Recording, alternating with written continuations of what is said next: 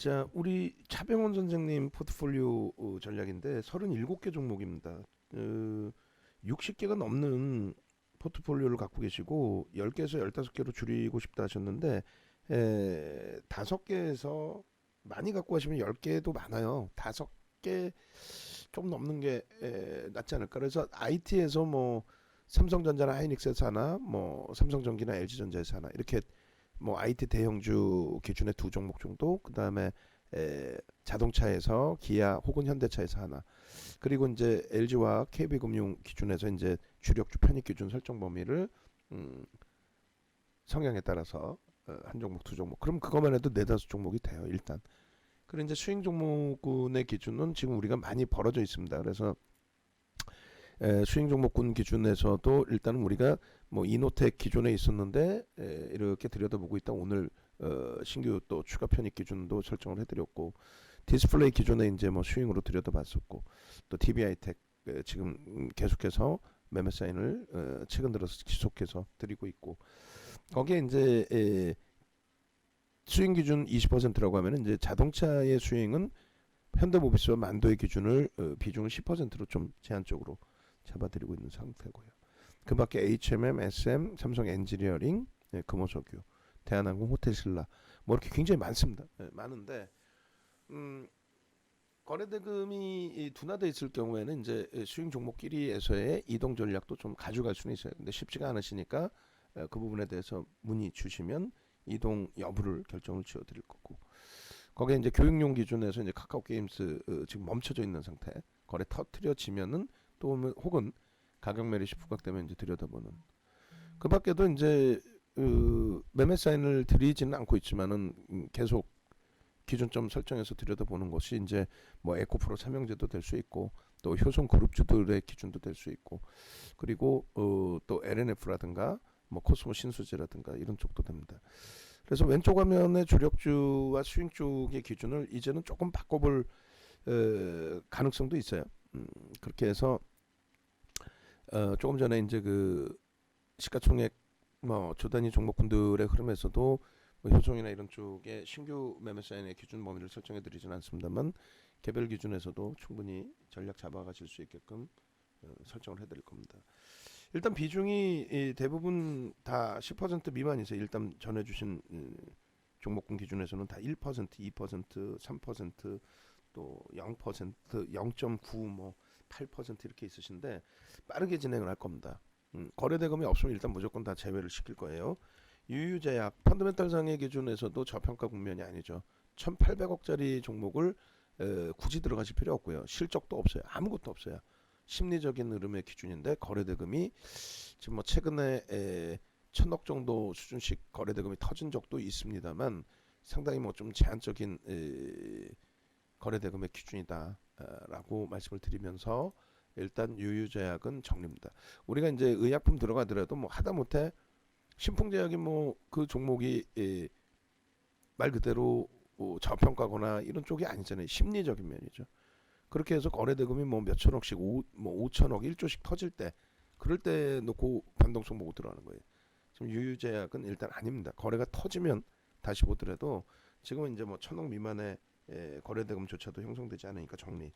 대유 플러스 같은 경우에, 그러니까 이런 종목을 저도 잘 모르는데 편입을 하셨다는 거는 누군가에게 의존하셔서 누군가가 살아있으니까 편입을 하셨겠죠. 이런 종목을 말 그대로 자 뭐 주력주에서 오늘 뭐 다 대부분 강세를 띄니까 편안하게 뭐 단타 한번 쳐볼까요? 해서 거래대금이 터질 때 6월 초순 정도에 뭐 2천억 넘기는 거래대금 속에서 한 번씩 들어가서 장대 양봉 나오면 또 윗골이 달리면 차익 실현, 또 혹은 자칫 잘못 들어갔으면 뭐 손절도 해고 나와야죠. 지금 거래대금 없잖아요. 정리해요. 근데 이거를 뭐 끝내줍니다 하고 여기서 매수세인 주는 친구들이 있다면 그거는 여러분들보다도 경제 동향 자체도 모르는 친구들인 거예요. 왜? 뉴스 쪼가리 보고 얘기하는, 이 바닥에 우리 방에도 막 그 무료 방에 광고쟁이들 애들 많이 들어오죠. 애들 20살 먹은 애들 데려다 놓고 TM 돌리고 전문가랍시고 리딩하라고 그러고 그렇게 진행이 되고 있어요.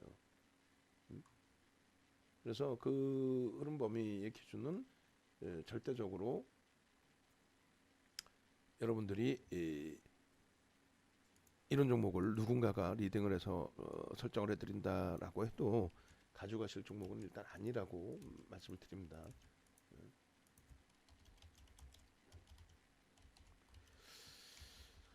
그래서 일단 정리 기준 잡아드리고요. 가운전선도 마찬가지 정리 기준을 설정을 해드리고 GS 글로벌도 이 GS 글로벌 같은 경우에는 이제 뭐 소형주 기준은 아닙니다만 GS 글로벌 아이고 독수리라서 저도 GS 글로벌 이 GS 영문으로 쳐야 되나요? GS 글로벌 그러네요. 그래서 GS 글로벌 같은 경우에도 유통업 기준에 GS 계열 아닌가요? 시가총액이 굉장히 작네요. 어찌됐건 회사가 나쁘다 뭐 이런 개념보다도 환급성이 없잖아요. 거래 대금이 없잖아요. 특히 이제 대형사의 계열사 같은 경우에는 비이성적인 주가 흐름이 나오잖아요. 시가총액 작은 쪽에서 뭐 이상적인 비이성적인 변동성을 놓고 보면서 들어가시는 경우도 있는데 절대 그렇게 나오지 않습니다. 그래서 일단은 이쪽도 정리. 삼성제약 같은 경우에도 거래 터지는 날 들어간다라고 그랬죠. 그 거래가 터진다는 게 뭐 전거래일 대비 20배? 그 2대1에 그 나오는 참 그런 친구들이 올려놓는 그런 내용들. 거래 대금의 20배? 그 말 같지도 않은 기준이 되잖아요. 예?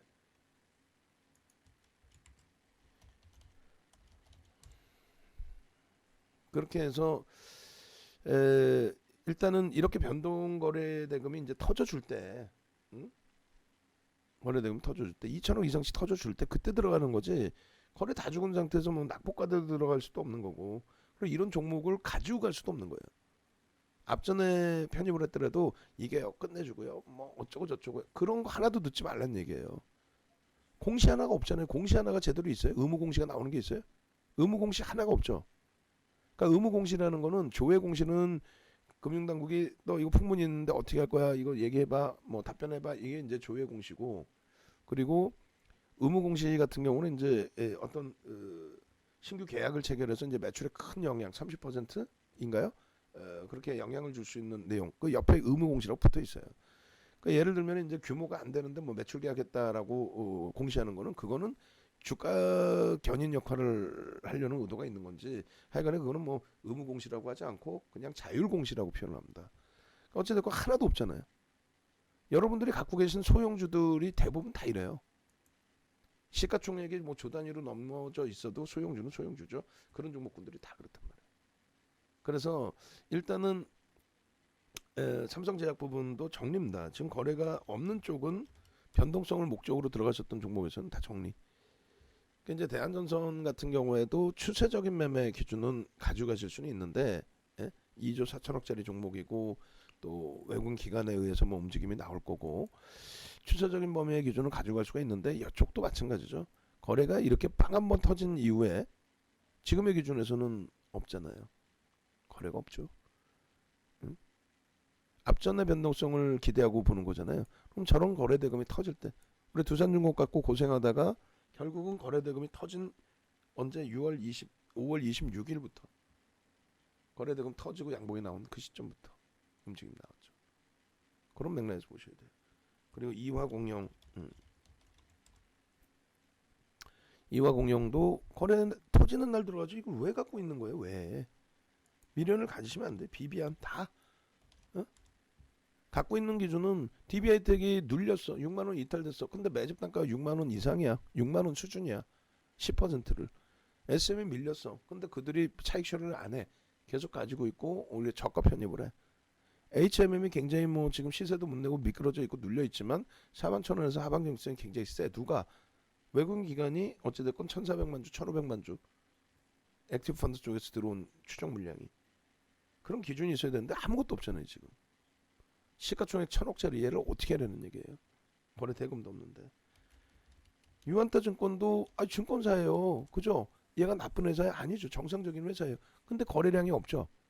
누구도 관심을 안 갖고 있다라는 거죠. 거래량 거래 대금이 없는데 왜 어떻게 대처를 할 수 있다. 정리. 응? 대한항공 같은 경우는 그나마 추세 매매로 볼 수는 있다는 거예요. 그 무슨 얘기냐면은 대한항공의 이제 적은 물량입니다만 지금 뭐 수급이 다시 꼬여져 있긴 해요. 3% 정도의 매수가 들어오면서 변화가 있었단 말이에요. 음? 그러니까 이제 시가총액의 규모가 있고 10조죠. 10조 이상이죠. 지금 시가총액 변화가 있고 단기적으로 이제 4월 말부터 해서 수급이 들어오면서 주가를 땡겨놨단 말이죠. 수급이 정체 내지는 일부의 매도 그리고 공매도의 출현 뭐 이런 부분 때문에 주가 고점 대비 밀려 있는데 근데 이제 이런 그 흐름들이 적절한 구간에서 이제 바닥을 인식하고 돌려주게 된다면 조금 전에 IT 종목군들 설정해 드릴 때 뭐라 그랬어요? 예를 들면 이런 기준이죠. 거래가 수반되고 이왕이면 수급까지 보여주면 더 좋고 거래가 수반되고 양봉의 기준이면 실패하대대로 따라붙는다. 그죠? 그리고 나서 이 고점에서부터 지금 이 중간에 잡으신 분들의 경우 우리도 중간에도 잡았었고 그럼 실패란 말이에요. 그럼 실패라고 그랬을 때 예를 들어서 평균 단가가 높게 잡아서 이 정도다. 그럼 32,000원에 1,500원 밀렸으니까 적지 않죠. 4% 5% 밀린 거니까 수익이 나도 모자랄 판에. 그렇지만은 또 어찌 따지면 막연하게 이제 거품 낀 종목에 대해서 변동성이 비이성적으로 나왔다가 급락이 나왔는데 갖고 가는 거하고 그게 아니라 이제 코로나19 잠식되고 나면은 안정적으로 이제 실적 개선 폭이 나와줄 수 있는 뭐 그런 기대 요인과 함께 수급이 들어왔던 쪽이 정체 상태에서 또 손바뀜 상태에서 과도한 눌림이다라고 하면 이런 쪽은 말 그대로 중기 추세 범위에서도 고민을 해볼 수는 있다는 거예요. 중기 추세 범위에서 변동성도 월등하게 그렇게 크지도 않고 판단할 수 있는 생각할 수 있는 시간적인 여유도 생기고 또 일주 월봉 전체적으로 놓고 볼 때 뭐 월봉 기준에서 완전히 무너졌다 이렇게 할 수도 없는 위치이고 앞전에 보신 물량들은 뭐 시가총액도 안 되고 실적도 안 되고 펀드멘털도 안 되고 자산가치도 안 되고 뭐 업종 대표주도 아니고 내용도 없고 차이가 나죠. 그러니까 대한항공을 움직이시겠다면 이제 맨 마지막 기준에서 일단은 보유 다른 종목 다 정리를 하셔야 되니까 일단 보유를 하시면서 기준 잡으시고 영균 제품 뭐 영균 제품 영균 제품 저희 직원분이 아마 잘못 넣으신 것 같은데 영진제약 영진 제품 뭘까요? 영진 약품? 어쨌든 그 영진 약품도 만약에 갖고 계신다면 정리의 기준을 설정을 합니다. 그리고 동방의 기준 얘도 일단은 뭐 최근에 변동성이 일부 있었죠. 일부 있었지만 2천억도 안 되고 시장 관심을 끌 만큼의 변동성도 아니었고 뭐 실적이 뭐 저평가해서 그런 종목도 아니고 이슈에 불거지는 내용인데 정리입니다. 거래량이 없잖아요. 일단 이슈 불거질 때 다시 들어가면 되죠. 탑젠 사이언스? 탑젠 사이언스. 탑젠 사이언스가 있어요? 탑젠 사이언스. 그러니까 저도 모르는 거고 우리 뭐 직원분이 잘못 적었다 할지라도 젠 사이언스? 뭐야 뭐 이거? 모르겠어요. 일단은 비중 1.9%시니까 어떤 종목인지 모르겠지만 정리. 코스모 신소재는 그나마도 거래가 수반되고 추세 범위에서 살아나 있기 때문에 일단 가져가시되 고점 대비해서 차익 실현 범위 눌림목 나왔을 때 기준 설정해 드렸으니까 그런 기준에서 좀 대처하시면 될 것 같아요. 뭐 오버슈팅은 한 차례 뭐 좀 나왔다라고 볼 수도 있어요. 21%니까 우리가 이제 기준 잡을 때 대략 1조 이상짜리 종목에 15% 등락이면은 오버슈팅 나왔다고 보니까요. 예. 그리고 이제 모나미 정리, 그죠? 모나미 정리. 말도 안 되는 코로나19 터지고 또 수혜주라고 한동안 난리가 났었던 흐름도 있었는데 결국은 아니죠. 정리입니다.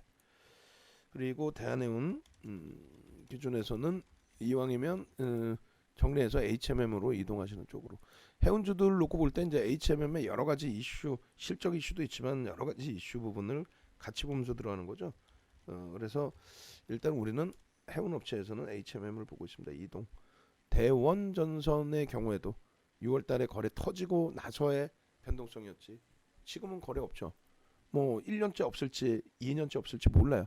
단기 거래량 나오고 가격 반발력 이후에 또다시 거래량 없다면 아무것도 아니에요. 이거는 정리입니다. 전부 종목이 그렇잖아요. 방송에서 꼬맹이들 나와서 헛소리 하는 거 그거를 방송이라고 생각을 하시다 보니까 그 종목을 다 잡으시는 거예요. 그 방송이 아니에요. 그게 어떻게 방송입니까? 그렇게 놓고 보시고 그리고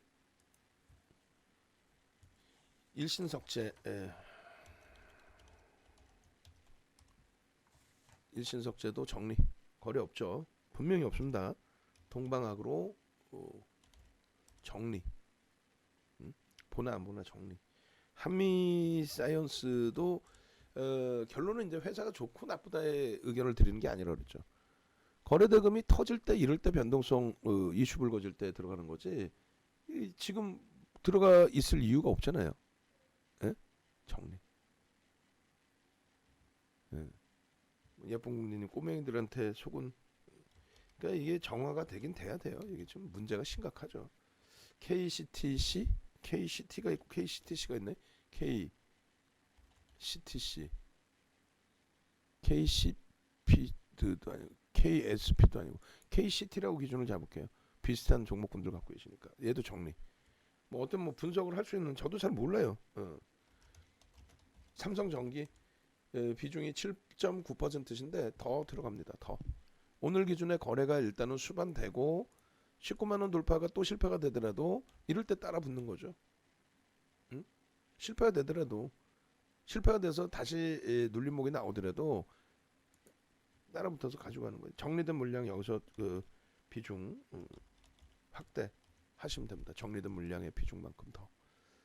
그리고 이제 포스코 엠텍의 경우도 거래량 없죠. 거래량 있을 때 들어가는 거예요. 거래량 있을 때, 이럴 때. 어떤 이슈가 됐든 거래량 거래대금이 있을 때 그거를, 그 이슈 뉴스 내용을 보시면 계속 이것만 보시면 돼요. 공시가 나왔어요. 뭐가 있어요? 그냥 뉴스 내용 하나 왔다 갔다 하는 거에 움직임이 형성이 된 거잖아요. 지금 그러면 거래량이 없어. 뉴스도 없어. 뉴스가 없다는 거죠. 정리. 갑자기 재료가 소진됐나? 그것도 아니에요. 심리입니다. 명신산업 마찬가지로 뭐 추세가 지금 강한데 이거 어떻게, 그건 모르겠고요.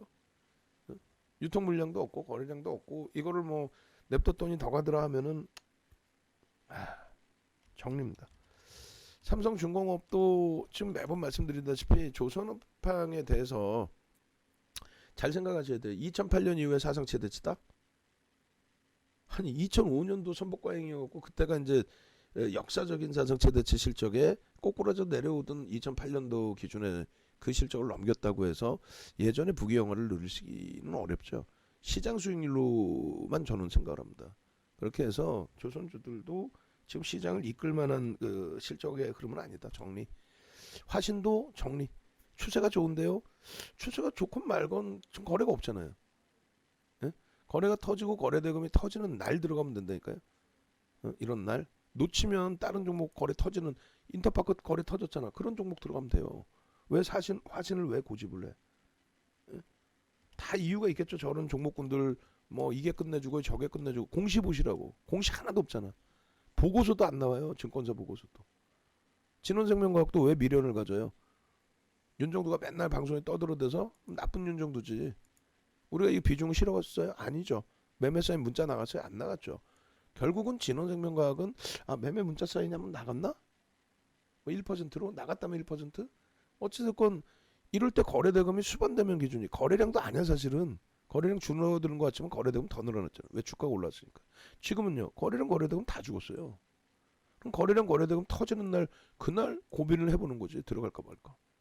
그걸 단타 치고 나오면 되고. 이걸 왜 들고 가요? 월봉 보실까요?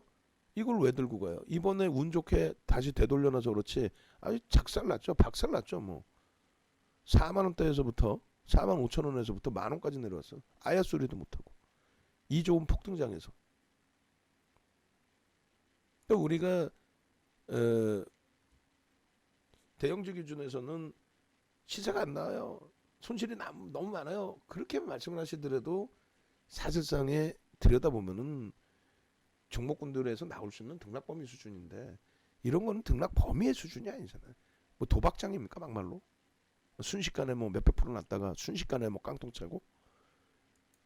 올해가 왜 1년도 못 가요. 3개월 이내에 계좌 다 작살나요.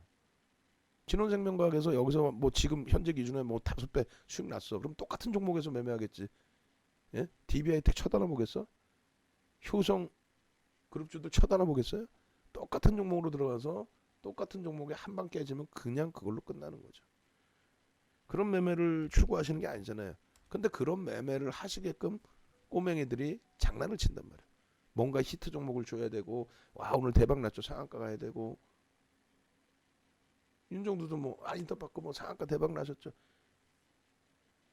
근데 매매 기준에서는 자산을 실어갈 수 있는 종목은 아니라고 말씀드리잖아요. HMM의 경우는 일단 가지고 계신 입장에서, 우리 입장에서도 버겁죠. 근데 지금 월봉의 기준에서 이게 버겁다 할 수 있는 건 아니에요, 사실은. 그러니까 올라갈 때 이런 그 주봉상의 46%는 굉장히 고맙기도 한데, 막상 이렇게 미끄러져 있으면은 심리적으로 버거울 수밖에 없어요. 이게 이제 끝났느냐 안 끝났느냐는 제가 우긴다고 해서 안 끝날 수도 없는 거고, 거래대금입니다. 살아나줘야 돼요. 살아날 수 있겠느냐의 기준에서는 살아날 가능성이 오히려 높다. 왜? 명분이 여러 개 있으니까. 뭐 실적이라든가 이런 부분들이, 예. 또 정부 정책의 기준에서 계속 뭐 부양을 해주니까.